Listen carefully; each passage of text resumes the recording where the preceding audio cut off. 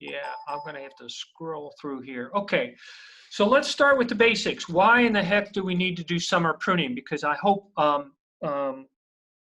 there's a recognition. There needs to be a recognition that there are really two times of year that we need to prune. There's the dormant season at the end of winter. We do pruning, and then it's really important to also do some pruning in the summertime. And this is the right time to do it. We'll get into the timing, but here's why we do summer pruning. This is really important. Um, we are creating a strong tree structure.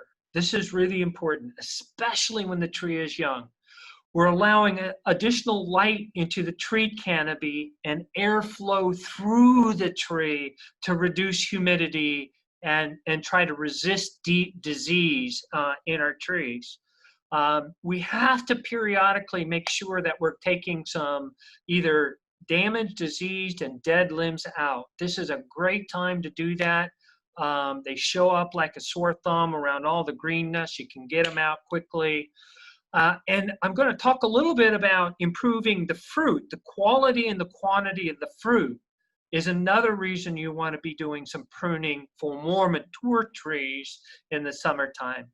And the last but not least, and this is a really important point, for those of you who are joining, a couple of other people I'm going to admit to the call here tonight.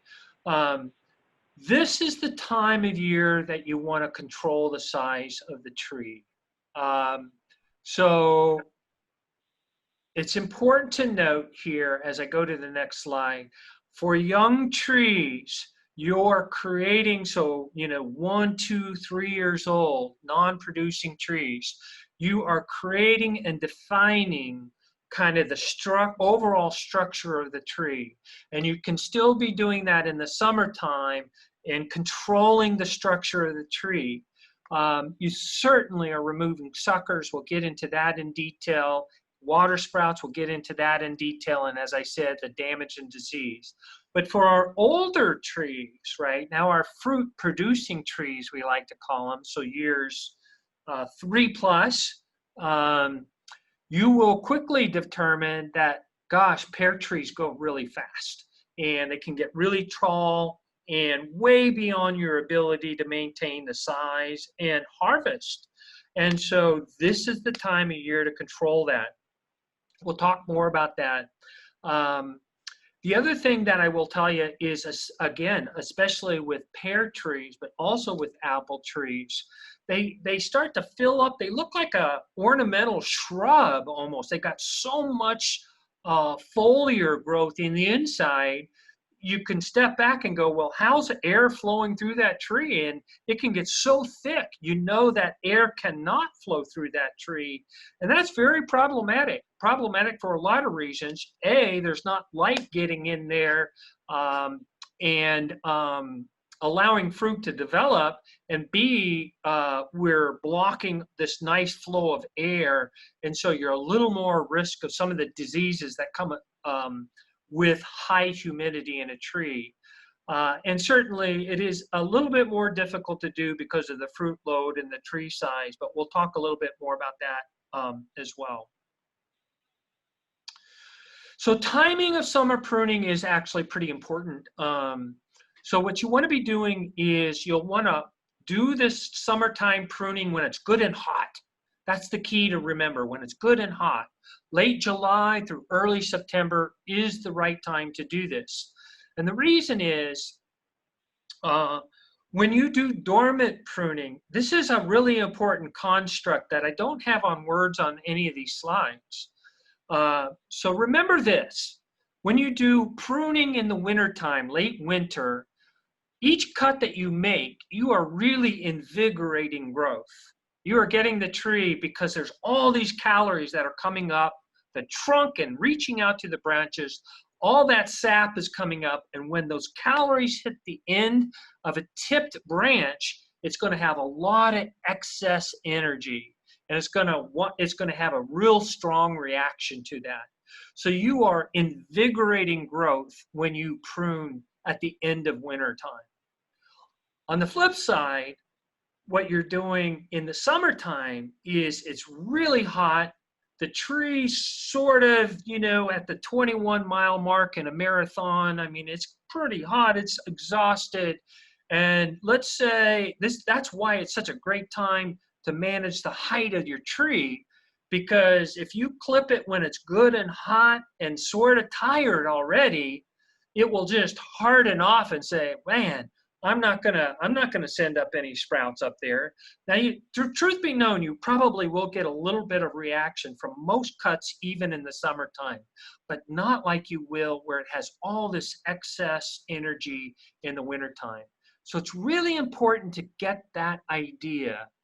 Cuts in the wintertime invigorate growth. Cuts in the hot of the summer kind of hold back growth.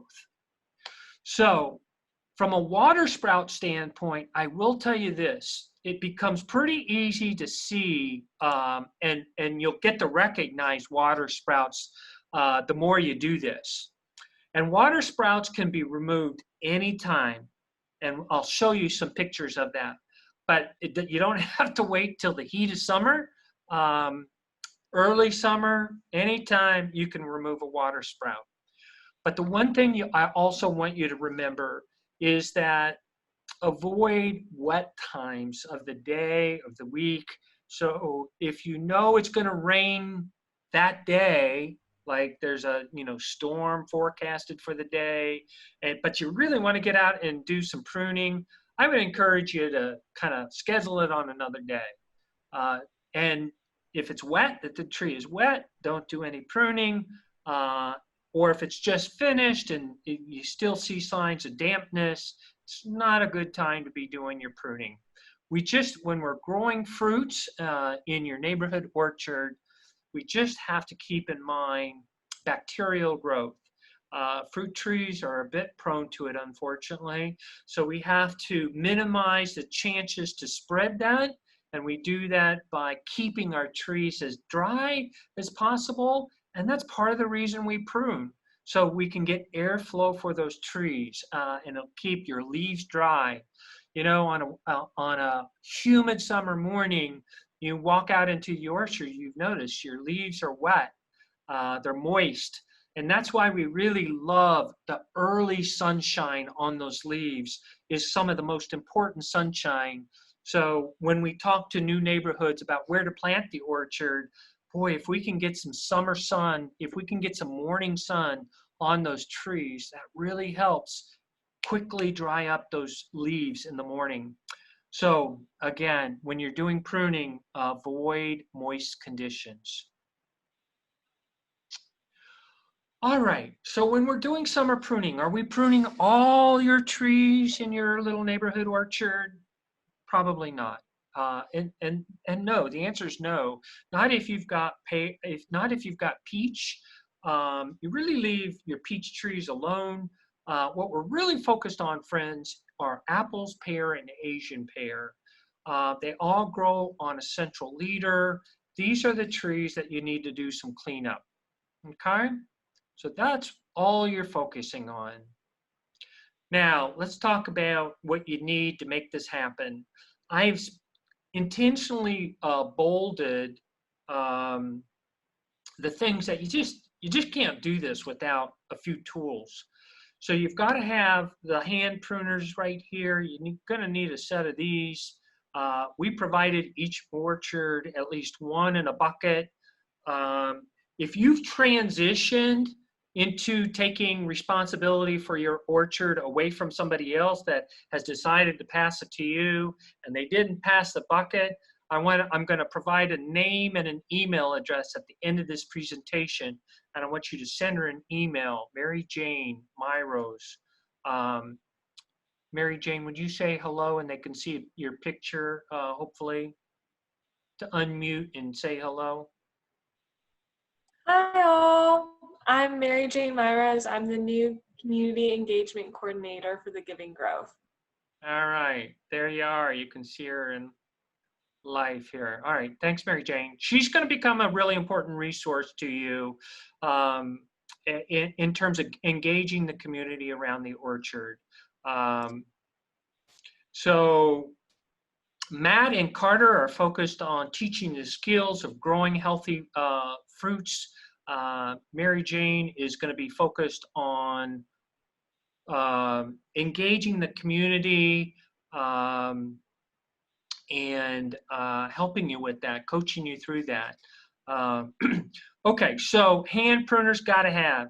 Okay, you probably, if you haven't seen these kinds of tools right here, these saws, um, you are going to want to get one for your stewardship team.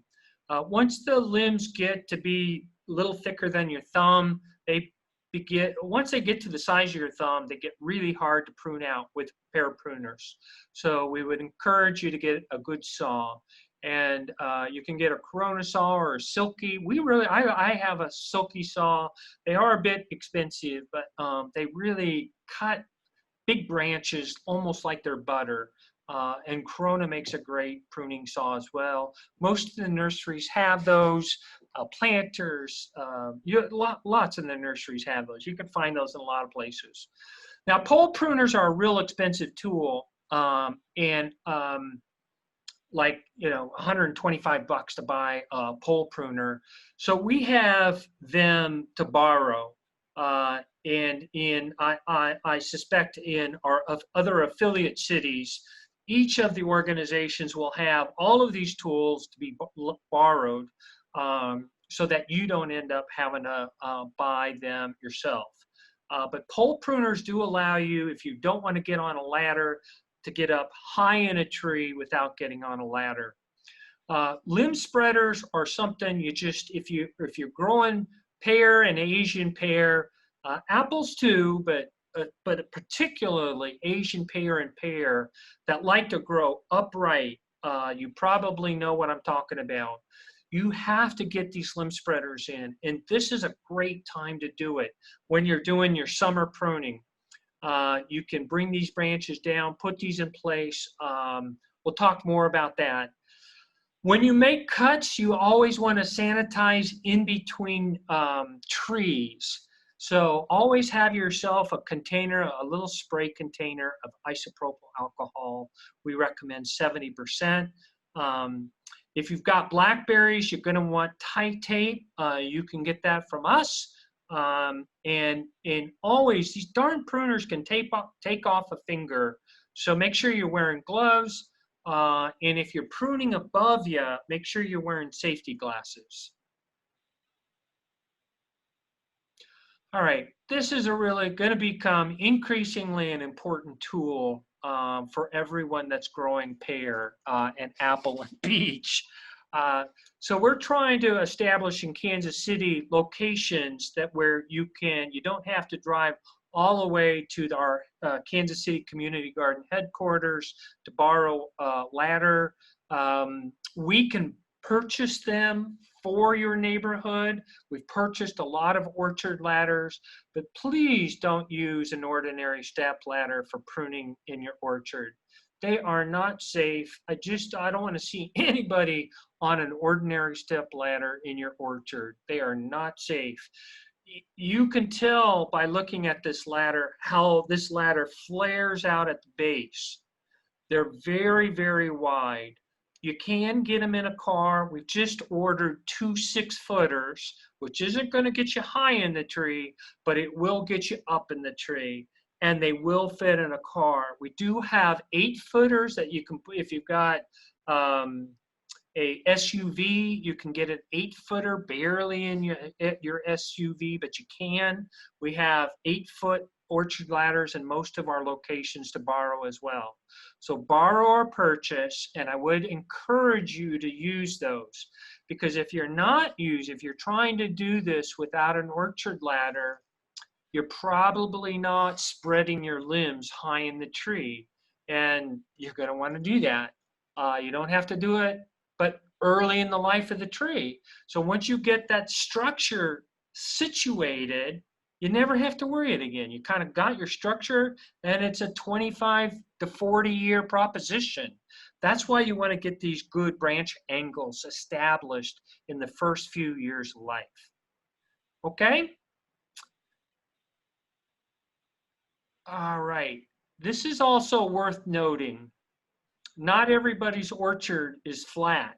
Even though we're sort of in the Midwest, that we have bluffs and hills to deal with. Now, all of our orchard ladders have a telescoping leg, the third leg. Um, it has what's called a bail pin, which I pointed to in this yellow area right here. You can take this off, this pin out, and extend it or make it shorter. So if you're facing a hill, you'll make it shorter, and you put the pin back in and make sure you put the bail pin clip on, and you'll be very, very safe on a hill. You can also put that telescoping leg into the tree. It allows you to get nice and hug the tree because that's why it's a single leg. That's why they do that. It allows you to point that leg into the tree and really get in close and personal when you're tuning up that tree. Now, if you're trying to figure out, well, what's level ground, now you need to take that telescoping leg back to where it was. They've got this little neutral decal. That's if you're on level ground, that's where you put it back to when you're done with the ladder.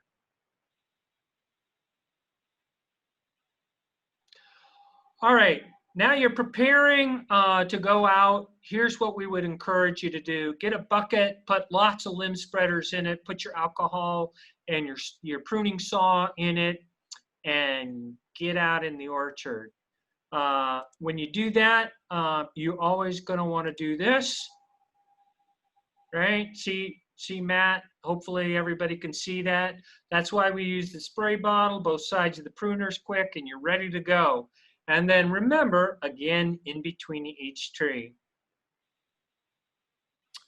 The other thing that I probably should pause and mention is if you ever take out diseased branch, you will always want to respray your pruner directly after you've made that cut. It's unlikely, but you can spread disease by not taking care of that. If you didn't cut far enough away from the disease and you cut through it, then you have now diseased pruners. Fire blight, when you see that a canker on a branch and you're cutting out fire blight, it really extends itself directly under the bark. It's very hard to see when you clip it out. So if you're observing your clipped branch, you're really looking not at the inner of the wood, you're looking right underneath the bark. And if you see any darkness, you still have fire blight. So we always say, you know, go back six inches or more. If you know you've got fire blight that you're clipping out, I always like to suggest that you err in going further. You do want to get fire blight out of the orchard quickly. Keep it in your hand after you clip it, and you're going to remove it. So it's going to go into a trash can and not into your compost bin. All right. So, yeah, I have a question. Yeah. It's actually a question from someone named Maggie is wondering from earlier. Do you prune jujubes in the summer? You mentioned. Yeah. Jujube is something you still have to maintain the shape, overall shape. They can go crazy on a low branch and get unwieldy and unbalanced. So you will take out some jujube branches when you see a shape that's highly unbalanced. That's when we're normally taking branches off a jujube. Good question, Aaron. So how much to prune?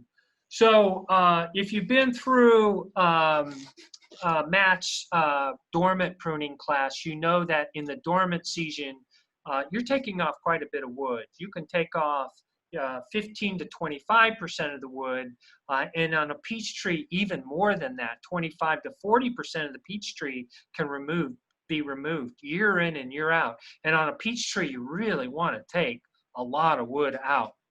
Not in the summertime. In the summertime, you're only taking 5 to 10% of the wood out. And you're not taking old wood out, you're taking newly grown wood. So wood that has grown that year. Now, the only exception to that is if you, for some reason, you should have pruned last summer, but you didn't. Yeah, then you might be taking out second year wood. Like you might have a water sprout that you didn't tend to last year, and now it is 10 feet tall and starting to get really thick and heavy. Yeah, for sure, you're going to take that out. But if you do pruning every summer, you're really only taking out new wood, wood that's grown that year. So remember that, and also know that if for some reason you've had a really heavy dormant season pruning, maybe you've taken over an orchard and folks failed to prune the prior year. So at the end of winter you took a lot of wood out. Well, I said that invigorates growth. So you're going to have a lot of reaction to your heavy pruning, which means that you will end up doing more pruning during the summer to try to bring it back into balance. Okay, here's a really important point as well. Look, if you're ever feeling afraid to prune, I would just say this. You'll do more harm to not prune than to do it and maybe make some mistakes. It's okay to make some mistakes. This is more of an art than it is a science. Please go out and do your summer pruning year in and year out. Your trees will love you for it, even if you make mistakes. All right, let's get into some of the steps. I'm trying to make this sound like it's a recipe. It's not a recipe, but I'm going to create some steps and say, here's this easy steps. If you want to try to put this to memory, if you follow the first 3 and you just do 3, I'm going to pat you on the back and say, good job. I'm going to give you an atta-girl, atta-boy. All right, because you want to get suckers out. Suckers grow on your rootstock, right? The rootstock has been grafted to the tree that produces the wood, which is called a scion. All of these suckers come from your rootstock, and they can be pretty aggressive, especially on a lot of our pear trees that are grown on bechifolia. They sucker a lot. So think of it this way. All of that growth is strictly taking energy away from the wood you really want to grow. Right? It takes calories to make that happen. So the calories are coming from the root that's, feeding the tree. So why not keep these at bay and let the real energy go to growing your big tree? So every time you go out on apples, pears, and Asian pears, please get rid of your suckers. And if you've got some unattended to suckers that hadn't been pruned out, if they're great big giants, because I've seen suckers that are 2-inch caliper, you got to get those out. And you can do those both in winter pruning and summer pruning. Get those all out. So here you can see a picture of before, after. This particular tree had a tree baffle on it. So there are a couple of different types of protections we have for a tree. All our trees came with the spiral. The spiral was designed to protect the tree from the winter sun and the bark cracking. This particular baffle is a more mature tree that is producing fruit, and we're trying to keep the raccoons out of it. These are baffles designed to keep the raccoons out of the tree. Lift those up because you can see there's a little sucker right under there that we don't want to miss. All right, step 2, dead, diseased, and damaged wood. Usually easy to spot, sometimes less so from a disease standpoint, but clearly this dead limb over here on the left, easy to spot. Get it out. The cankers that you're going to find on some of your branches aren't always this dark, and this isn't the greatest picture in the world, but you can see this black canker. Let's get it out. This little twig right here is actually alive, right? You can kind of tell it's alive. I want to get this branch off this tree and get this removed and out of the orchard. And lastly, you will see some broken limbs for lots of different reasons. Sure, there might be a squirrel or a raccoon that has ventured up to take their share of the fruit, and they will break branches. Great time to get it out of the tree, okay? Step 2, dead, diseased, and damaged wood. Get it out. Hey, Rob, Yep. I have a question. With cankers on trees, on tree branches, is that just 100% of the time that you see any sort of canker? I'm just wondering if there's a possibility of treating. No, we don't generally like to do a lot of worrying about treating. I'm trying to not make this overly complicated for our community. As a general rule, I mean, you can trim back, if there's a real nice supporting branch that you feel good about, it's at a great angle, sure, you can cut back to that. But I would encourage you to take these big black cankers out. Okay.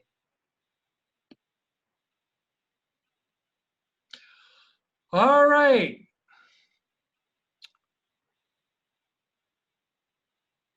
Water sprouts. I want everybody to be able to recognize a water sprout. They're real easy. These guys and gals just shoot up from a branch going straight up to the sun. And it's crazy. They expend an enormous amount of energy. They grow like a weed. I mean, they grow. Sometimes you will come midsummer and you will see literally 8 feet of growth. In one, from spring to midsummer, you'll get 6 to 8 feet of growth. They grow crazy. They'll grow in apples, pears, and Asian pear.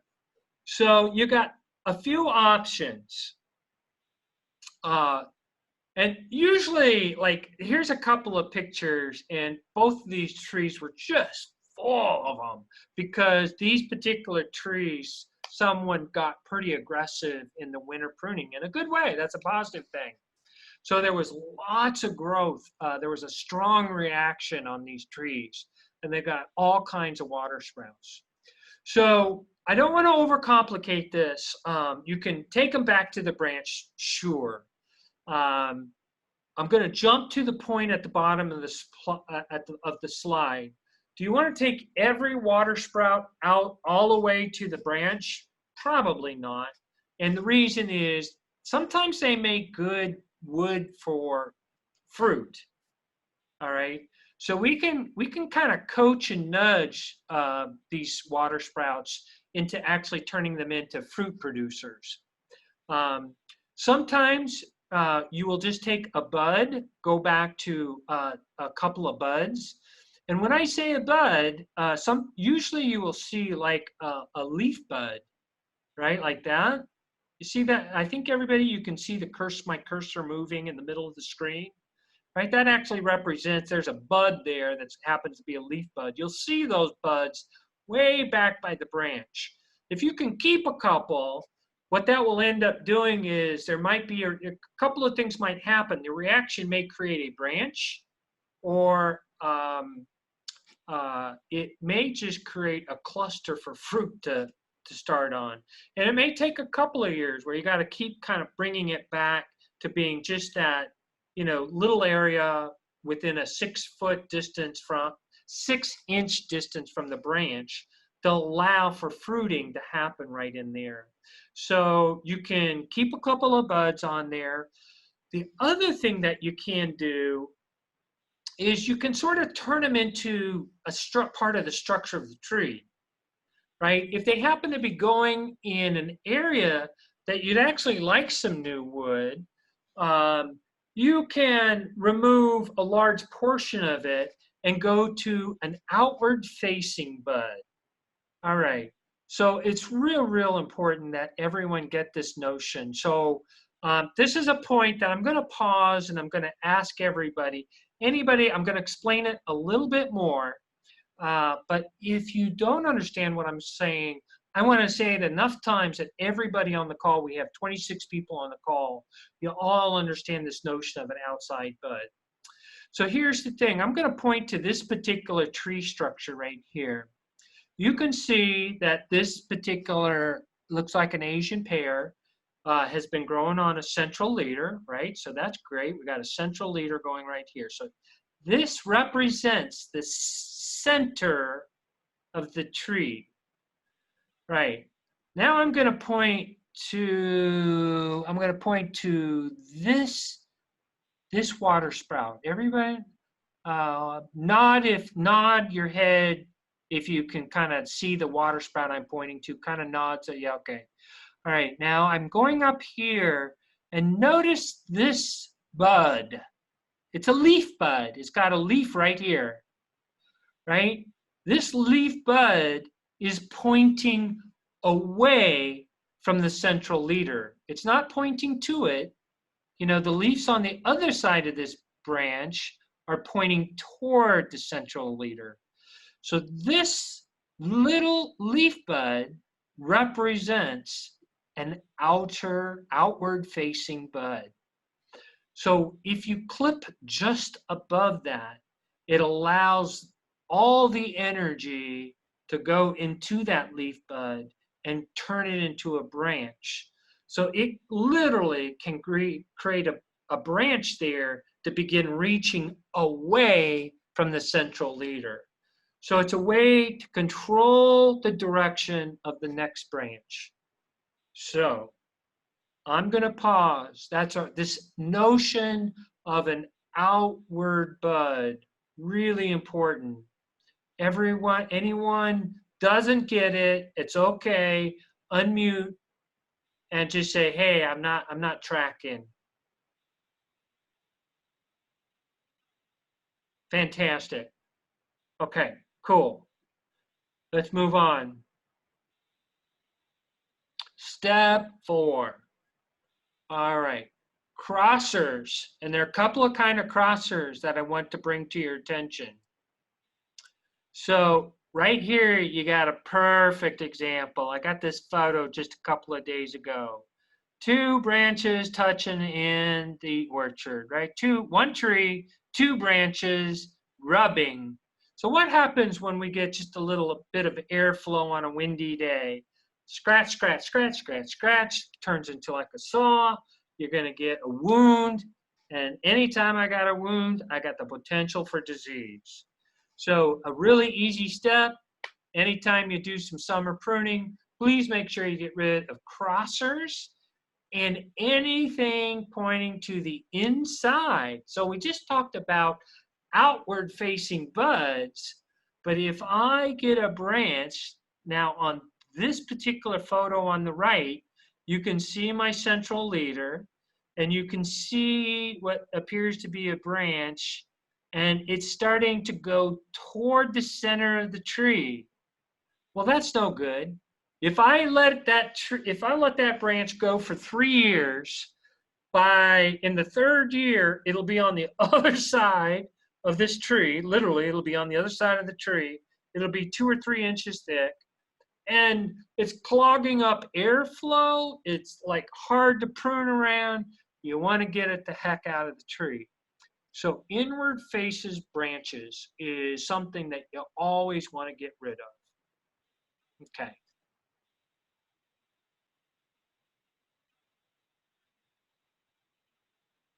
This is this point that I made about perhaps a water sprout where you're not bringing it back. Maybe you're taking 2/3 of it out and you're trying to direct the next branch.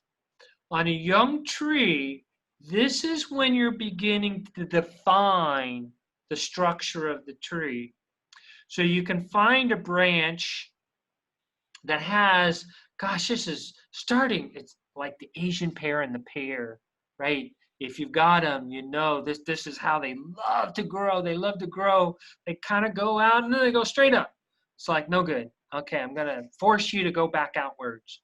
So you find that outside bud. And sometimes, by the way, I pointed to a leaf bud doesn't have to actually have a little stem.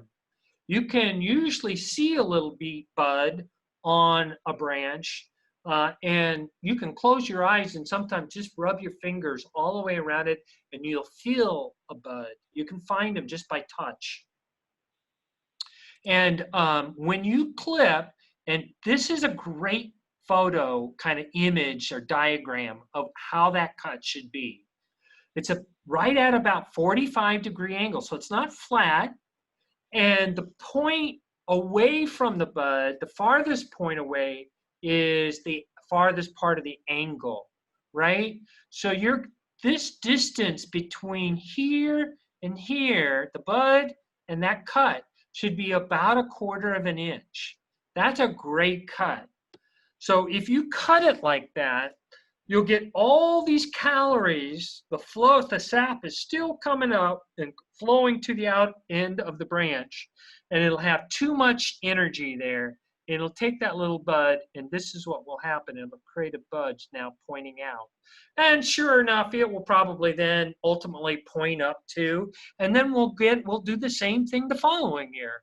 It's not unusual, if you can see me now in my video, it's not unusual to see a pear or an Asian pear go, or an apple, kind of swoop up again, swoop out again. You'll see several swoops. That's a sign that every year you're forcing some of these lower branches to go wider, and is a great sign. And again, just remember this, in the first few years, you get that right, 25 years from now, when you're bringing your son or your daughter or your grandchildren, you will look at that branch and you will know, right, it's great big, and it'll have this really wonderful structure. And nobody else is going to get the idea that it's a wonderful structure, but 25 years ago, you created it. Right? You created the base structure on all these trees, because once it's established, it's pretty darn easy to maintain later on in life.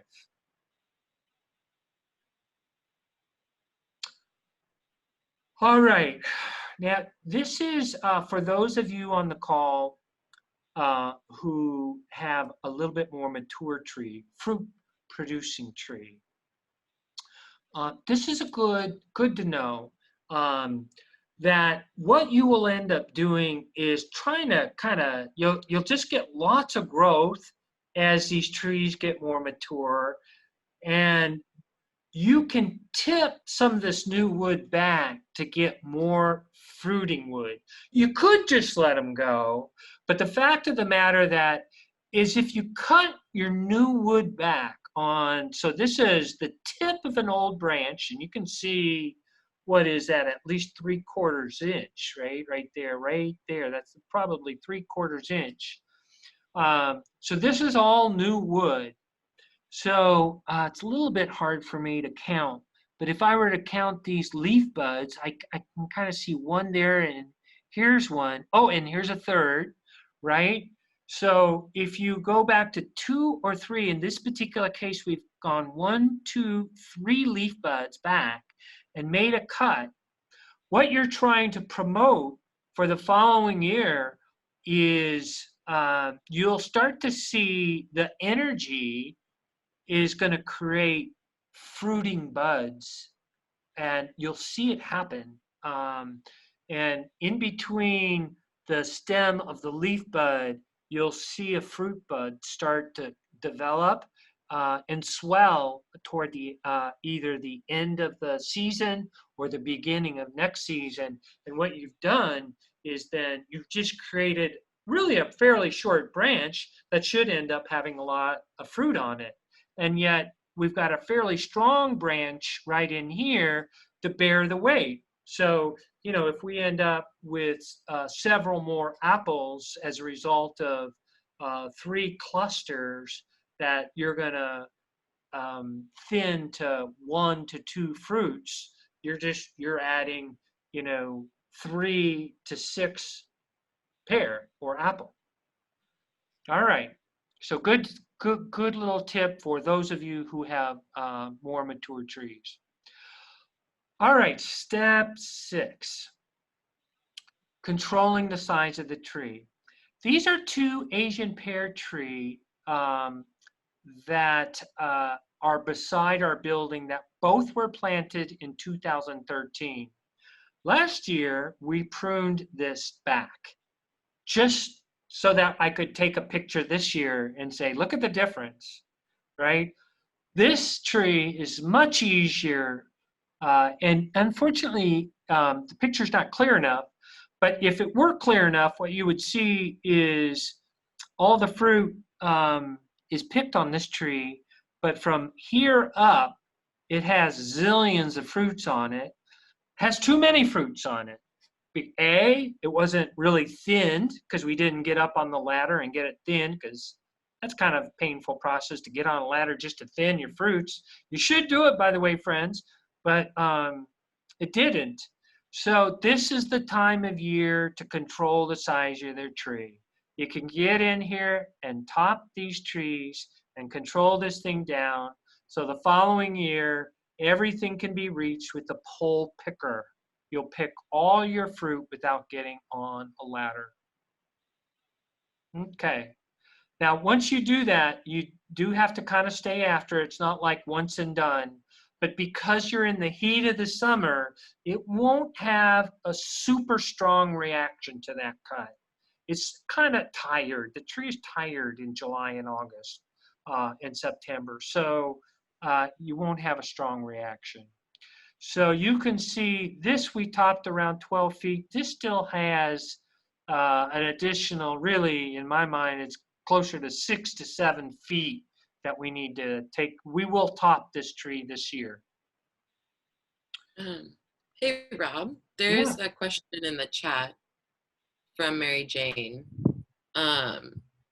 If you can use a limb spreader on a young tree instead of prune, or I guess this is a statement, it's best to keep the branch on in order for the foliage to provide more nourishment to the young tree. Yeah. Let me, great point. Let me cover that here in a second, because we're going to go over spreaders Okay. right now. Last step, step 7. Always make sure when you're doing summer pruning that you've got a bucket full of spreaders with you. If you haven't got a bucket full of spreaders, go to see Aaron or Mary Jane or Carter. Come grab yourself some spreaders, because now is the time to get them in. This is the time to get some good branch angles. And it's hugely important for those darn pear and Asian pear that like to grow upright. Also in your apple, I'm not saying you don't do it in your apples, but you'll have twice as many spreaders in your pear and your Asian pear. Now, when you grab these spreaders, and by the way, you can make your own, if you make your own out of lath, the wood that in the old-fashioned lath in the homes, you can cut a little angle, and they're a cheap way to, you can buy lath, bundles of lath for almost nothing. And you can make your different sizes. It's pretty easy to do. But if you buy them or borrow them from us, you will note that they all have this pinprick right in the middle. Make sure you use that to your advantage. If you don't poke that little pin into the wood, it's going to blow out on the first windy day. So let me show you kind of this hand. Watch this hand move.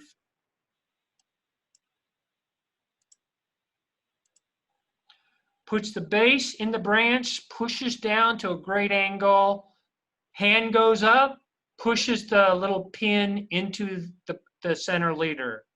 Everybody see that? And then that person would come and make sure that this end, also that pin is in the bark. If you don't do that, a high likelihood it'll blow out in the wind. But look at that nice angle, really a great little 45-degree angle.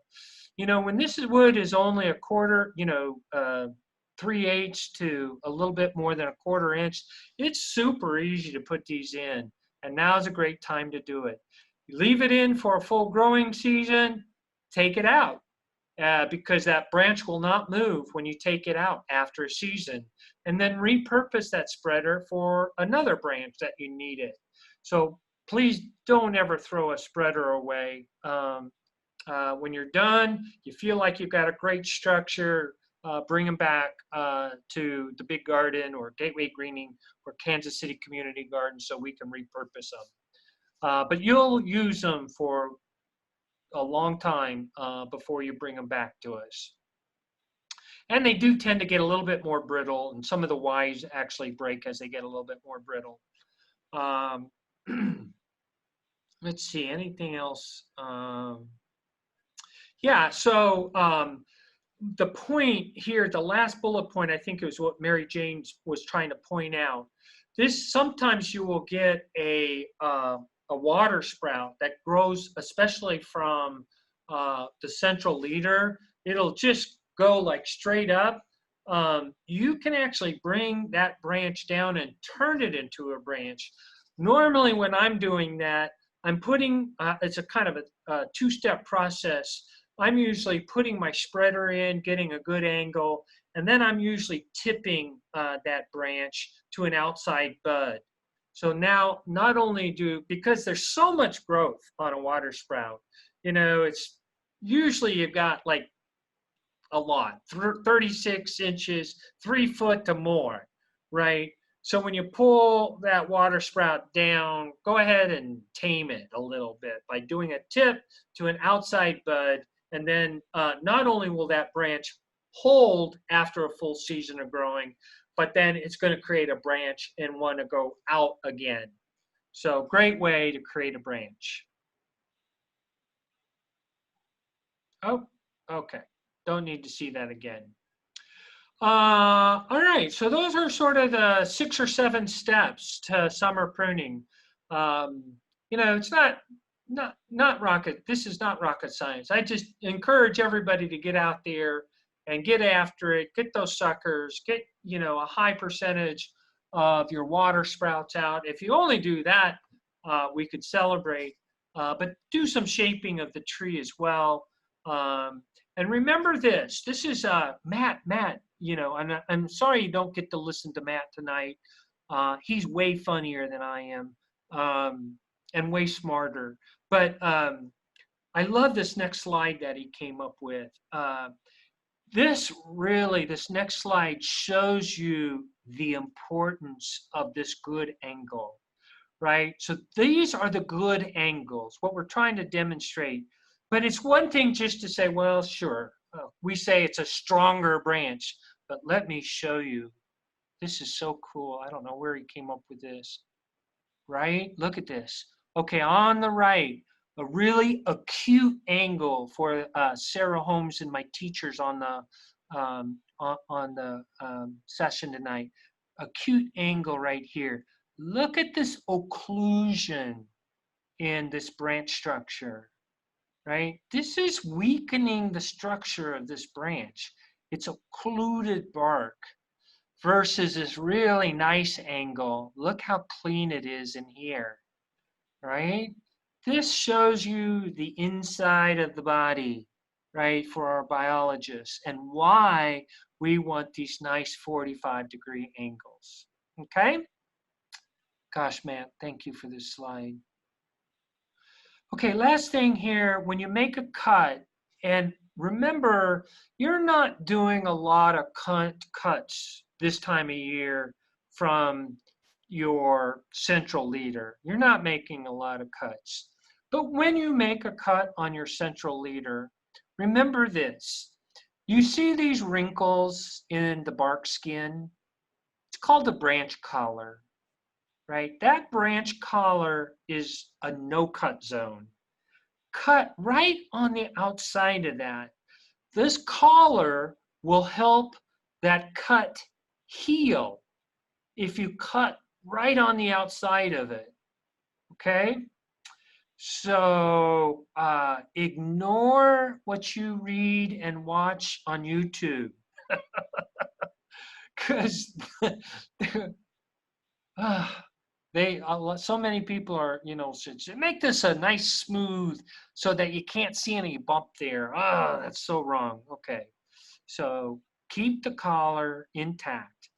And the last thing I would say, and if you've got all your videos, I have to move my people a little bit to be able to see this little thing. If this is more pertinent to dormant pruning, but let's say you've got a fairly big branch that you're going to cut out.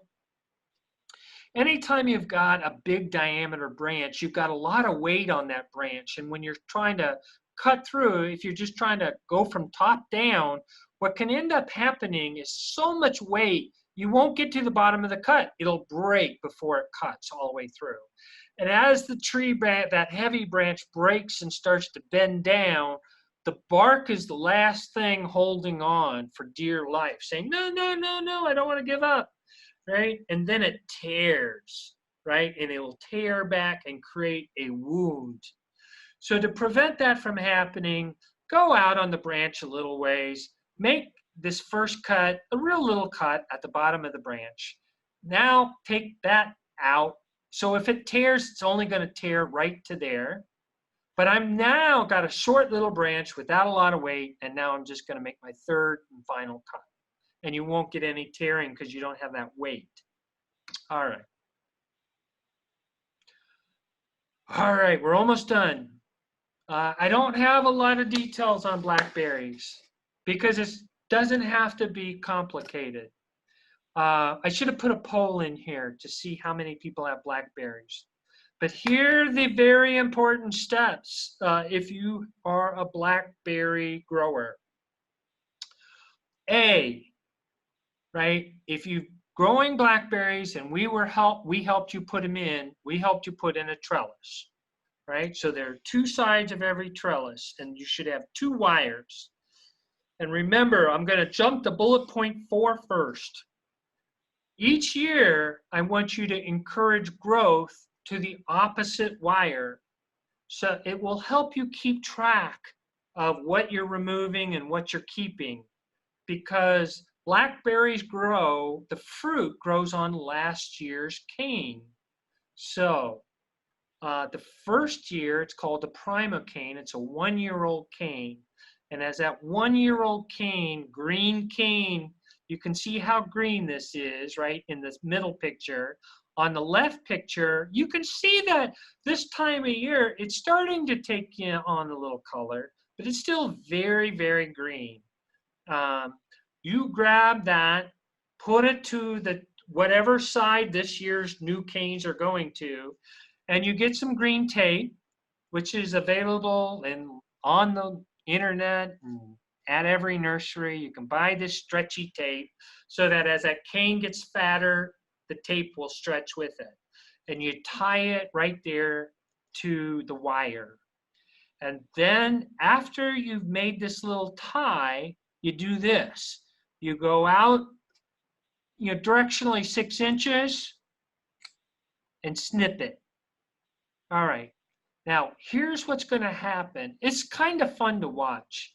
If you go out to your orchard on a weekly basis, after you snip that cane, go back just for kicks and giggles and watch that cane. It reacts like crazy. It will start shooting off laterals like to no end. It will start creating this really beautiful branch structure. And friends, that's where all your fruit is going to be.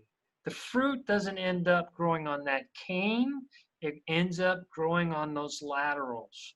So if you tip it now, you might end up with an 8-foot branch. That's how aggressive it gets.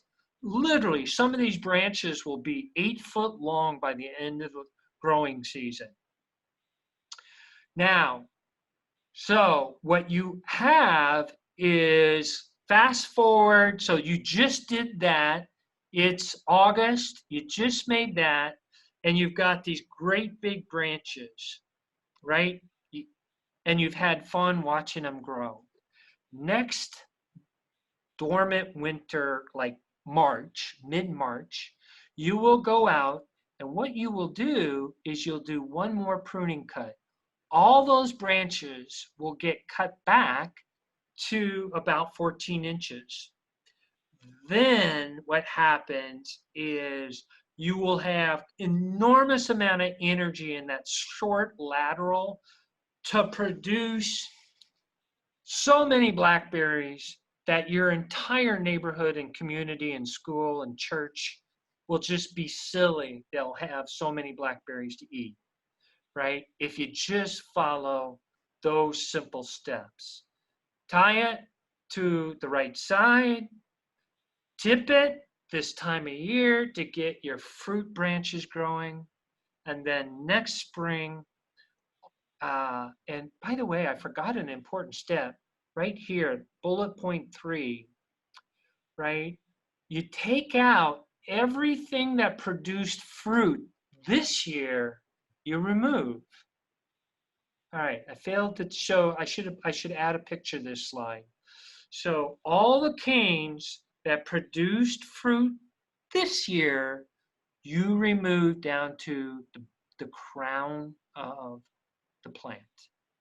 All right, so what will happen is after you do your spring dormant pruning of blackberries, it will look very clean. You can see Carter manages these particular blackberries.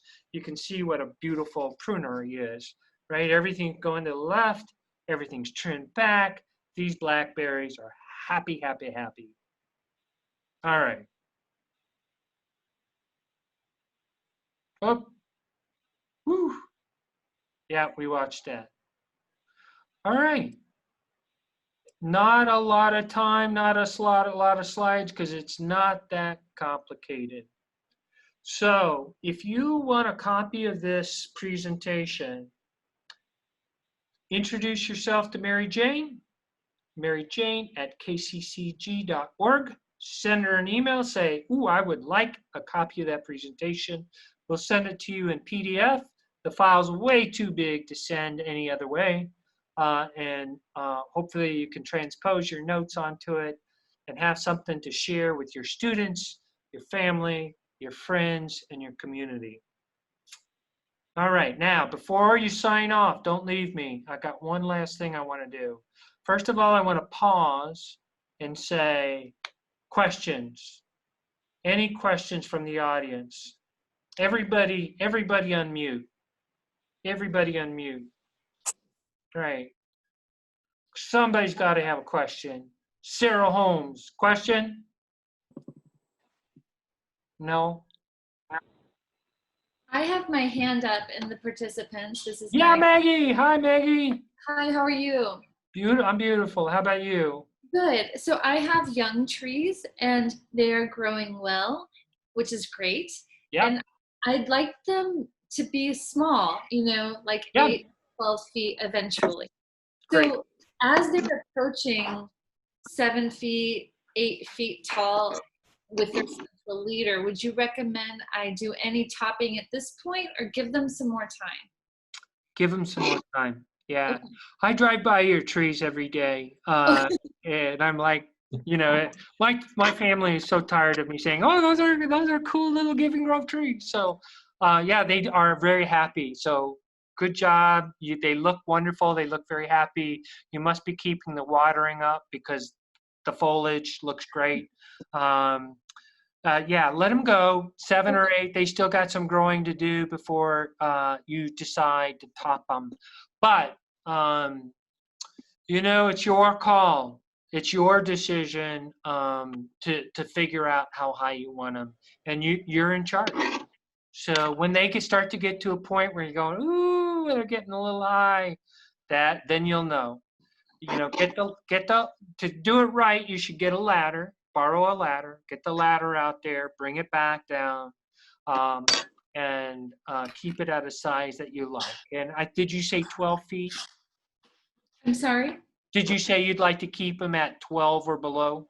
Yeah, Yeah, on the that's shorter great. side for kids. Yeah, completely agree. Okay. Yeah, they look like they're more 8 to 10, so I'd probably give them one more year before next summer. Start your topping process. Thanks a lot, Rob. Thanks, Maggie. Robert, this is Reggie and Teresa. Gary, is that you talking?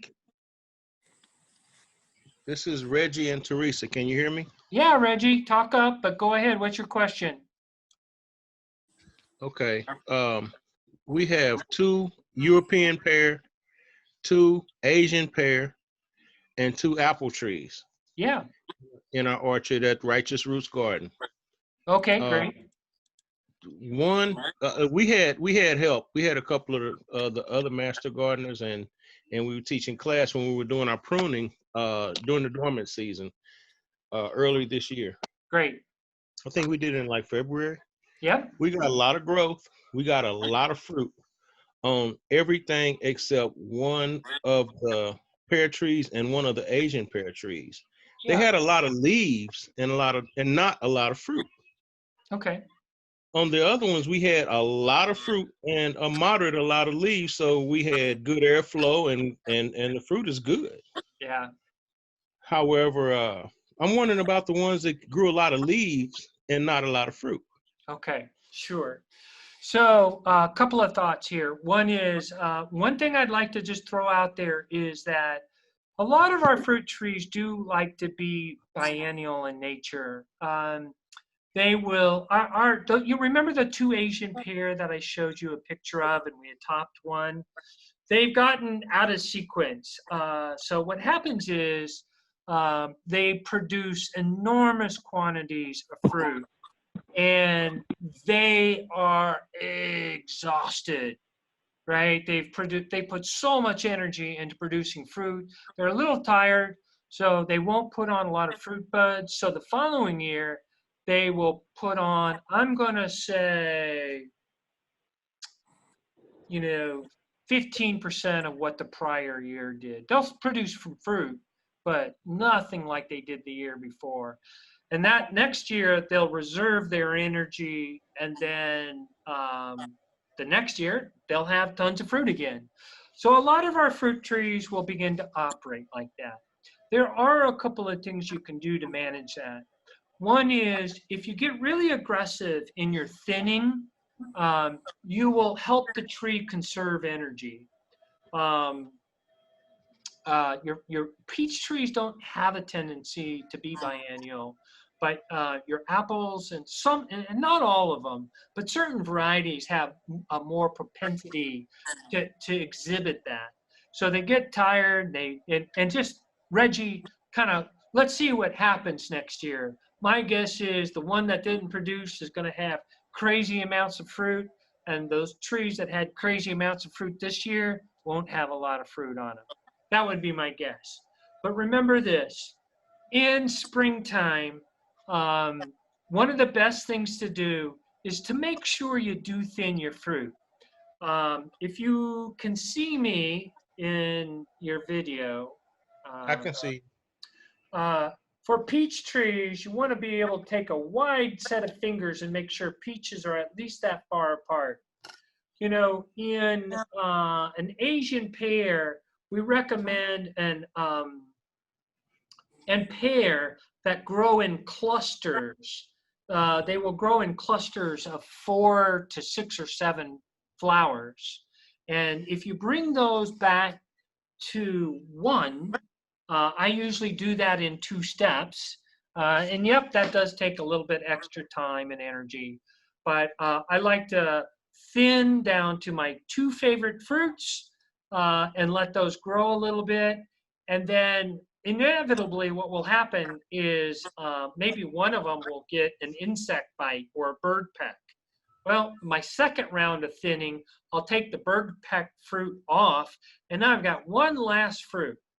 And by taking a cluster from 5 fruits to 1, you're really conserving a lot of energy.